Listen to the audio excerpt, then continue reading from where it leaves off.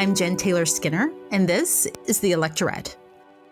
On this episode, I talk with A'shanti Gholar, the political director for Emerge America, the only organization dedicated to recruiting and training Democratic women to run for office. We're coming up on one of the most important elections in American history. So over the next year, I'm going to spend a lot of time talking to women who've run for office, women who've won, women who've lost, women who've been in leadership for a while. And they've all been kind enough to share the wisdom of their experience with us. And that's why I wanted to start this season of the Electorette by talking to A'shanti Gholar. I've long admired the work of A'shanti Gholar and the work of Emerge America. In 2018 alone, Emerge America's alums won over 400 elections. That's over 400 women elected to office across the country. A'shanti Gholar and I talk about everything as it relates to women running for office, including that dreaded question of electability.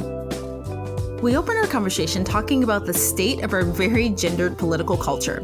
A'shanti Gholar, welcome. I'm so excited to finally talk to you. Thank you so much for having me. I'm so excited to be on. So Emerge America, you recruit and you train Democratic women to run for office. How do you train women to win in this climate when we still have a very gendered political culture? We definitely do have a very gendered political culture. We're actually in the middle of a very difficult political culture as well. But at the end of the day, what we do is focus on demystifying the process of what it takes to run for office. We're very honest about the process that running for office is hard. If it was super easy, everyone would do it. But we know that it is difficult. And when you are a woman, there are extra burdens. So we demystify it with our 70-hour signature training program. We go over everything from looking at your district, writing a campaign plan, hiring campaign staff, fundraising, social media, how to prep for a debate. And what makes it really extra special is that the women are in a program with other like-minded women who want to run for office. So they end up leaving with a sisterhood and a kitchen cabinet that is ready to support them when they run. And we hear from so many women who have run for office before and did not win, who come and do our training program, is that really was a piece that they were missing, is to have that type of support. And it's what makes us very unique when it does come to the winning piece for our women, is that we don't go away. We're still there for them. They are able to contact their state affiliate executive director, their state board. We provide support at the national level, and we keep our women updated with all the tools, the resources, the information that they need to win. Something that gets lost all the time is that when women do run for office, they do win at equal rates as men. We just don't have enough women running. So that's why we still see that we are nowhere near parity. We still need more women stepping up to run for office.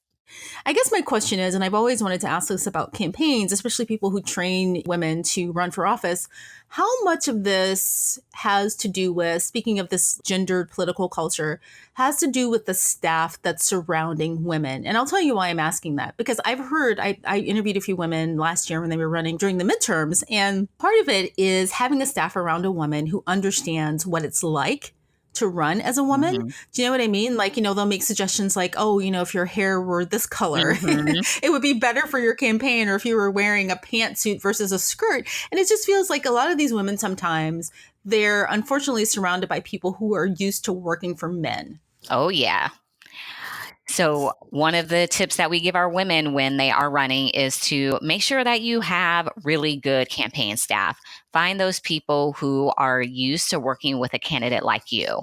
But I do want to take a step back, because when we are talking about hair and dress, we address that in our training program. And we let our women know, be authentically you. Because if you're not being authentically you, you're going to be uncomfortable and you're not going to come across great to the voters, because they're going to see that there's really something off. So if you don't wear heels to the debate, and then you're walking up on stage and you're falling all over the place, because that's going to throw you off. If you wear flats, wear your flats. And when we just think about the different demographics across the country, campaigning in Vermont, you're going to be a lot more casual than if you are campaigning in California. So you have to feel comfortable in that skin.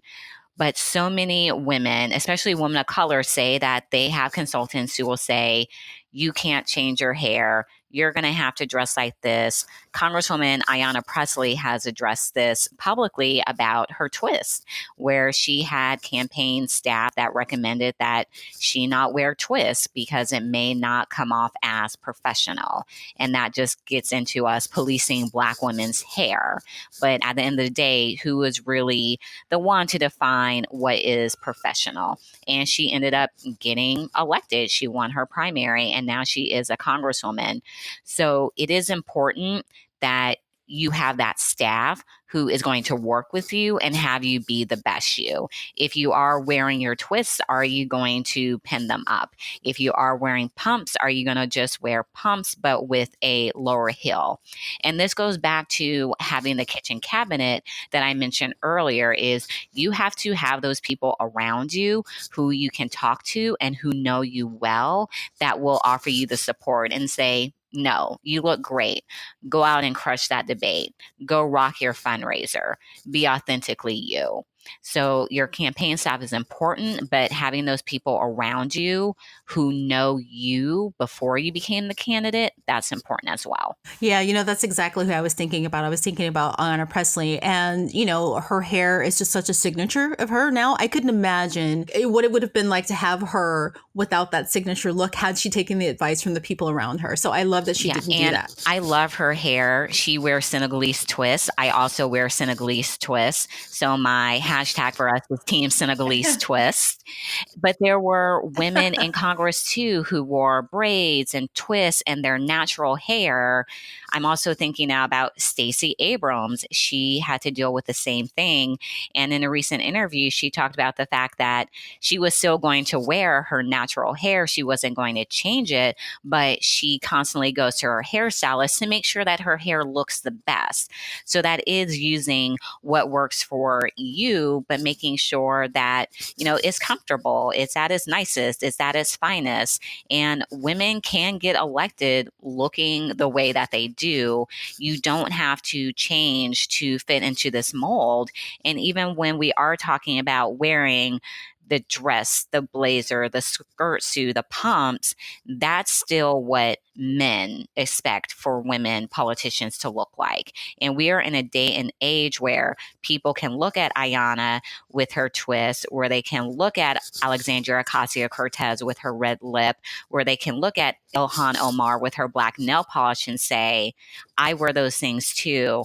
I look like a congresswoman. So we are changing the conversation in this country about what is acceptable and what is professional for women. Wow, Ilhan Omar wears black nail polish? I didn't know that.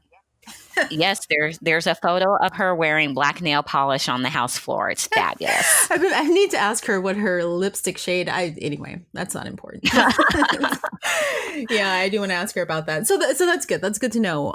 So you said something in the beginning about the fact that women win at the same rates as men, which I didn't actually know that. And so it's not the problem of their winning necessarily. It's a problem of recruiting women to run. And so I wonder what the biggest factor there is, because I heard recently a stat about women running for office at much later stages in their lives, primarily because of, career or familial obligations and things like that. What do you think it is? So as women, we put this unnecessary pressure on ourselves when it comes to want to run for office. We want to make sure that everything is perfect. And then we also think, because of the image of women politicians, do I have to have the great husband? Do I have to have the perfect family, the right house, the right car, the right job, the right image? I had that parking ticket in college I don't think I paid for. Oh my gosh, is someone going to harass me about that? We just think of all of the negative. that comes with wanting to run for office. And it starts to outweigh the positive, the reason why we want to run, why we want to be involved in our community. Men don't do that to themselves. They will wake up and say, I never ran for public office. I married and divorced a whole bunch of women. I bankrupted companies. I can be president of the United States. Whereas we are thinking of things that may not really matter. Obviously, I'm talking about men like Donald Trump. So when we put that type of pressure on ourselves, it really does dissuade us from running for office. And with the children part, a lot of women do feel that they have to make sure that their children are grown, that they have the time, because they don't want to disrupt their children's lives. But when we look at so many of the women in the congressional freshman class this year, so many of them are mothers, because you do see them saying that, I have to do this right now. I can't wait. And we see more women running for office because they know that there is too much at stake, that they have to do it now. And we can't wait for other people to be the ones stepping up, hoping that they make the right decisions, that they vote properly on a bill, that they keep their promise. We know that we can do it well. So that's why we see so many women wanting to wait, because we put that pressure on ourselves. Yeah, the other thing about that, I was talking to someone about this last year too, that men also do this when they lose, right? They run for office, they lose, and they may get like 0.5% of the vote. They're like, hey, you know what? I'm going to run again. Whereas women, they go and they analyze like, oh, what's wrong with me? What did I do? I don't think I can run again. I need another 10 years to prepare. Yeah, I was actually doing an interview last week when someone was asking me about women losing and running again. But we see so many women, particularly our Emerge alums, if they lose a race, that doesn't mean the end of it. Like, they are back and they are better and they are stronger than ever, because they look at their race and analyze, okay, I was really strong here, but not so strong here. I can do better. Maybe I didn't have the right campaign team. Who can I reach out to now to get on board so that they can come and work for me? And when women do that, it may not be winning the first time, it may not be winning the second time, but women do run again after they lose. I love one of our alums in New Mexico. Her name is Joanne Ferrari, and she ran for the state house 3 times before she won. But when she did win on that third time, she helped Democrats increase their majority in the state house, which was really important. So these wins, they mean so much when a woman does not just let losing that first race define her, and when she comes back and she comes back stronger. Yeah. And, when I think about the primary with the historic number of women who are running in this primary, and also the historic number of women who won seats in the House, and also just kind of the culture around the media, although it's not perfect, there's a huge difference between 2016 and now in relation to how we all relate to women running for office, right? So there's some improvement there, but there's a few things that give me pause. And one of them just happened. Kirsten Gillibrand, right? She just left the race for the primary. And I just feel like the reason she left the race, and we know the connection with Al Franken, is still kind of disheartening, because she is being punished essentially for a man's actions. And it's things like that that kind of give me pause to, and I'm thinking about like, how far have we really come? Mm-hmm. So when I think about Senator Gillibrand and her situation relating to Senator Franken, when women run for office, they do face, how do I want to say this? They will be critiqued harsher for their decisions than men. And that can be calling out someone on sexual harassment. It could be failing the bar. It can be making the decision not to have children. And it is increasingly unfair. I think women have been really great, though, at fighting back against those criticisms.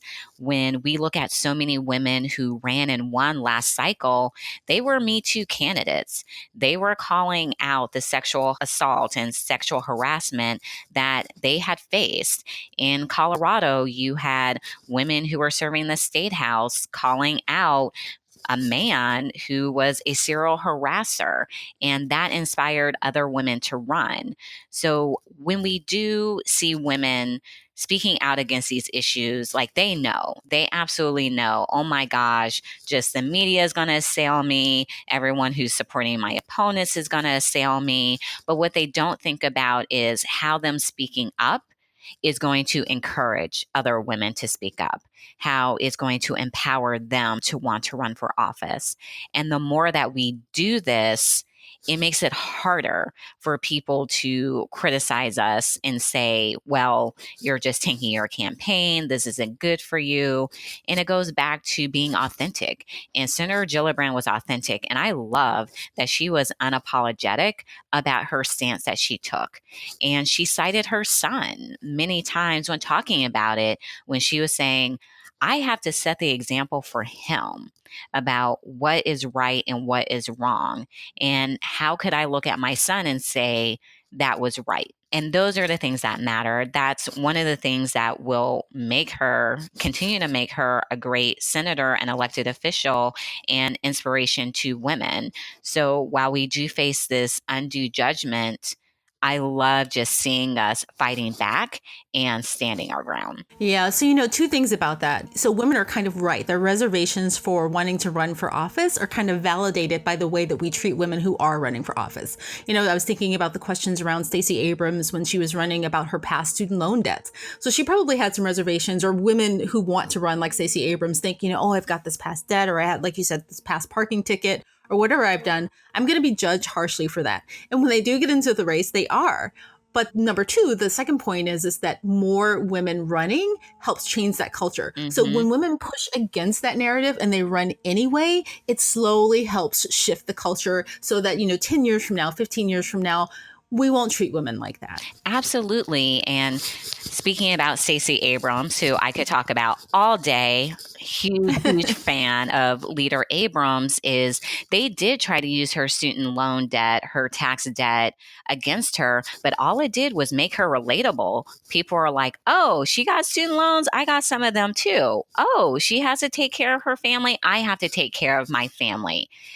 The fact that we saw someone who was just like us running for office, running for a statewide office, those things actually attract people. That's what makes us like them, because we still live in a society where when we're talking about electability, viability, we're talking about rich, straight white men. That is what we are talking about. And when we see the Senator Gillibrands, when we see the Stacey Abrams, we are really debunking that myth that those are the only people who are capable of representing us. Because what you're saying is that elected office is only for a certain type of person. And it's not. When we want to see a reflective democracy, that means that there has to be people from all walks of life sitting at that table. And that only happens when we step up and run. And I really appreciate Leader Abrams being so honest about her tax debt, because I have been in rooms where women have said, yeah, I'm working on paying off debt to get my credit score up, because you have to have a certain credit score to run for office. And those are things that they think because we only see people who are very well off from a certain socioeconomic background that are the majority of the people representing us. So we feel that we have to look like them, be like them in order to represent our communities. And that's absolutely untrue.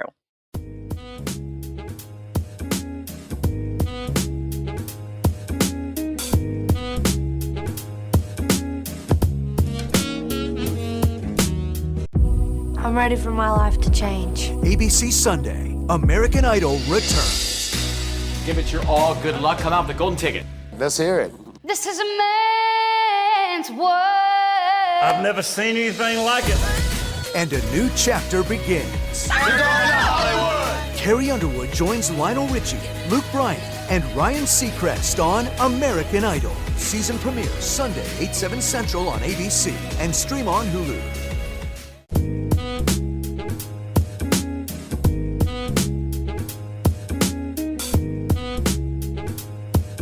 So we've been talking about women generally, but I want to talk more specifically about women of color, and even more specifically about Black women running for office. So we know that women generally have a harder time, say, raising money or, getting support. And they deal with questions, of course, about their electability.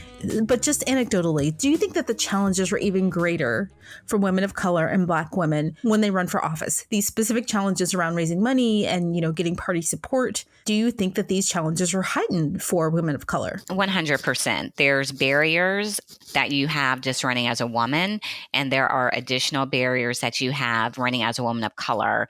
And Higher Heights and the Center for American Women in Politics, they did a great report on talking about the barriers that Black women in particular face when it comes to running for office. And the biggest one is that people aren't going to see you as quote unquote viable, electable, those words again. And you have to work harder. You have to work harder to fundraise. You have to work harder to secure endorsements. You have to work harder just to get yourself invited to events. There are going to be people who will literally say to you, well, will this community vote for someone who looks like you? And we just know that's code for, will they vote for a woman of color? It's also code for, do you think that people who don't look like you will vote for you? And that bothers me so much, where people think that people of color will only vote for other people of color.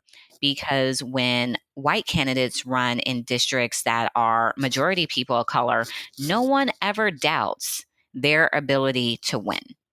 It's only when people of color want to run in a district that is not majority people of color do people have doubts. That's another problem with our political system. It's another problem with gatekeepers. And that leads to why so many of our offices look the way that they do. So for women of color, when they are running, it is totally different. They do have to think about fundraising differently. You're probably not going to raise as much money. You have to think about the fact that you're probably going to have a harder time finding campaign staff. And you're really going to have a different sort of hustle. And that is what makes someone electable. That is what makes someone viable, is when they have the hustle in their heart. And when women tell me all the time, oh, well, I just talked to so-and-so, he said that he's not going to support me. I'm like, that's fine. That person isn't supporting you, but there are other people who will support you. There are other people out there who are looking for someone like you and counting on you to run. And when people say, well, this community has never voted for anyone like you, yeah, they haven't voted for anyone like you until they have voted for someone like you. A woman hasn't been elected to an office until she is the first woman elected to an office. A woman of color isn't the first woman of color elected to an office until she's the first woman of color elected to an office. An LGBTQ woman isn't the first LGBTQ woman elected to an office until she is. There's always going to be those naysayers. There's always going to be those doubters, but women will continue to blaze trails, and we cannot let the negative thoughts, the negative images of women of color prevent us from wanting to run for office. So this is a point that I don't think is made often enough, in my opinion. Mm-hmm. And that's what makes a woman electable. And what makes a woman electable is getting out and organizing and electing her. That's what makes her electable. Yet that question is still often asked of women when they run for office. But I want to talk more specifically. I want to dig a bit deeper and talk about the perception of electability. Speaking in the context of the presidential race, I would imagine that a portion of Biden's popularity, for instance, and I'm using Biden specifically because he's been most consistently in the lead. Biden's popularity, I think, is partly due to the perception that he's electable. And in fact, the most electable, ironically, in a race that's more diverse than any primary race we've seen in the past. I mean, this is the most historically diverse field of Democratic candidates we've ever had. And that includes, having a historic number of women seeking this nomination. So again, I don't have data on this because I don't think anyone has parsed the Democratic primary polls to tease out these numbers. But I would guess that the perception of Biden's electability is in part driven by the fact that, I mean, frankly, he's a he, right? He's not a woman. Absolutely. And Kelly Dittmar just came out with a great piece on CNN, and she has so many gems in there. But the quote that I love the most is she says, women and people of color are used to doing more work to reach the same results as white men. And I was just like, if that isn't facts, if that isn't the truth, and it goes back to what people are comfortable with. And when they look at Senator Biden, a lot of people are comfortable with him. Like, they know him. They saw what he did in the Senate. They saw what he did as vice president. And they're like, okay, I know Joe's the guy. And a lot of people just want to beat Trump, and they feel that he is the best guy to beat Trump. And a lot of that has to do with the fact that people feel that only a white man is the one who is going to be able to beat Trump. But we have to think about the fact that people also said a lot of things about Barack Obama. When Barack Obama ran for office, he was not viable. He was not electable. There was no way that he could win the Democratic Party. There was no way that he could beat John McCain. And he did. So when we think about these things, voters early on, a lot of it is about what is comfortable for them, what is safe for them, what is it that they know. But those things change. And the fact that we do see all these women and women of color getting elected, coming out of these tough primaries, a lot of them unseating incumbents, those are the things that we have to keep in mind, that there are things changing in this country. Yeah, I want to talk about something some data that's always in the back of my mind that I don't hear people talking about very much. That, electing women isn't just about representation. Although representation is a good reason to elect more women, but it's also about the fact that, based on the data, based on the studies, that women who are in office are just generally more productive. They raise more money, they get more bills passed, right? And, I just feel like if more people knew about that, it would just be better. We talk about that all the time at Emerge, because you can imagine the first question I get all the time is, why women? Why are y'all focusing on all these women? What are women going to do? And I'm like, well, women are going to get stuff done. Sometimes I may say another word, but this is a family-friendly podcast. But that's what we do when we are in elected office. We introduce more bills. We co-sponsor more bills. We reach across the aisles. When women run for office, there's generally one issue that really drives them, but women are not single issue candidates. When I look at the bills that our Emerge alums introduced, particularly in the state houses, it runs the gamut. It's about veterans, it's about homeless people, it's about the youth, environment. We care about everything because we want to make sure that we are using our time wisely and that it is going to benefit the community, not just the people that elected us, but people in the entire state. There was a recent report, I think came out not so recent, probably like last year, where they talked about in cities where you had more women in elected office, the infant mortality rate went down, which really doesn't surprise me. And you do have that aspect of women leading on women's issues, which I disagree with, because when we talk about women's issues, we're talking about equal pay, family leave. Those are community issues. Those are family issues. And women are going to try to make sure that everyone is taken care of. So yeah, we are absolutely effective in the work that we get done. So you're right. I'm glad you mentioned that, because it's not just that women are more prolific in passing legislation. It's the type of legislation that they pass. I mean, part of the data that I read, and I'll post the data in the show notes, is that the legislation that women tend to pass focus on more social issues, right? Like inequality, right? In healthcare. And it's not just women's issues, right? So when you elect women, the landscape of our legislation will start to shift and look different. Like, it absolutely does. It's something that so many of our alums work on that I really just love seeing them do is when we talk about the school to prison pipeline. We used to say that started in third grade, but now we know it's actually starting in kindergarten and pre-K, and it disproportionately affects young kids of color. So they are introducing legislation where you cannot suspend kids for being kids, for being babies. And it's the fact that women look at that they see that. And even if we're only going to be in elected office for a few years, we want to make sure that there are going to be long-term results.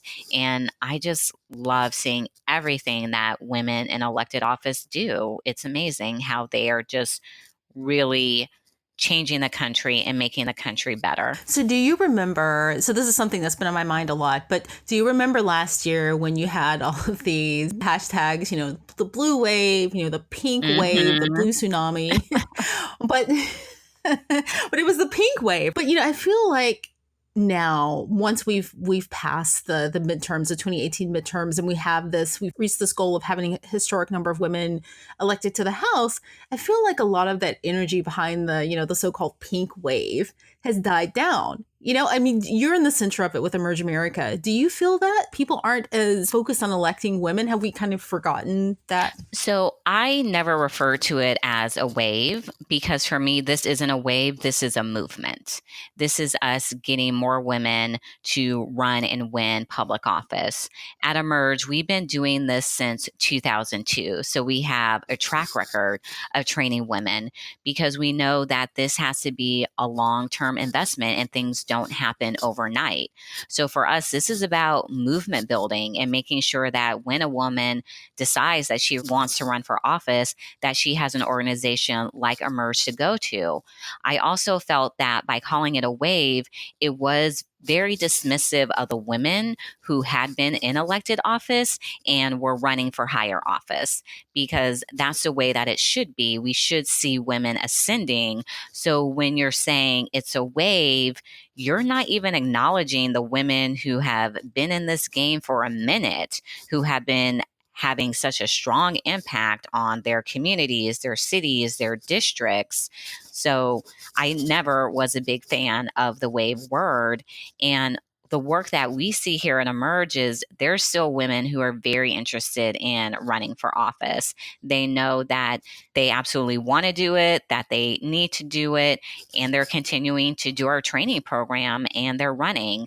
We're also in 2019, and I think a lot of people are seeing this as an off-election year. At Emerge, we don't have off-election years, and I frankly don't think there are such things as off-election years, because elections happen every year. So we have women running in New Jersey. We have women running in Louisiana.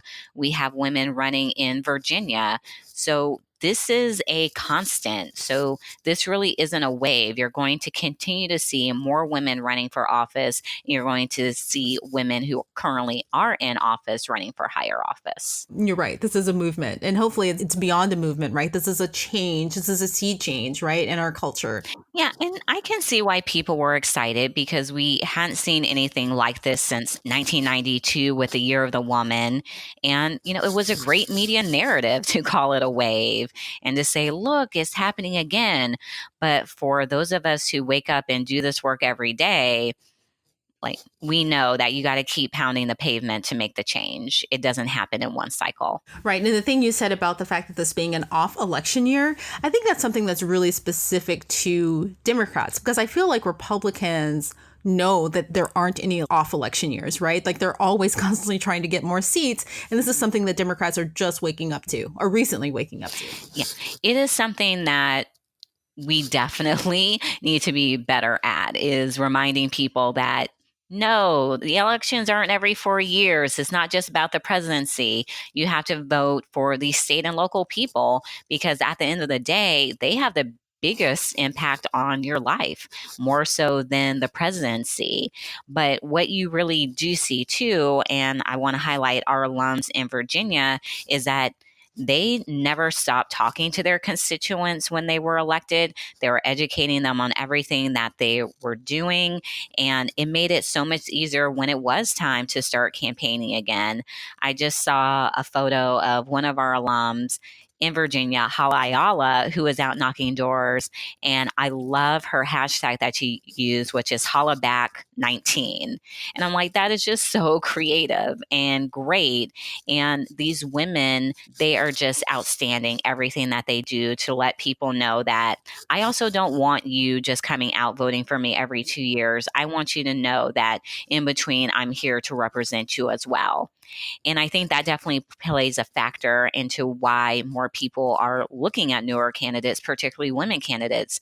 They do feel that their elected officials have failed them, and they're no longer going for the person who has the well-respected political family name, who can self-fund or who can raise lots of money and has a big war chest. They are really looking at the people who are running for the right reasons, who want to get elected and make change. You have this new wave of elected officials who are doing great civic engagement work to engage their constituents and voters year round. So since a big part of the problem in representation is convincing more women to run, what would you say to the woman who's out there listening who is kind of on the fence about running and is not really sure? What do you say? What do you say to her? Just do it.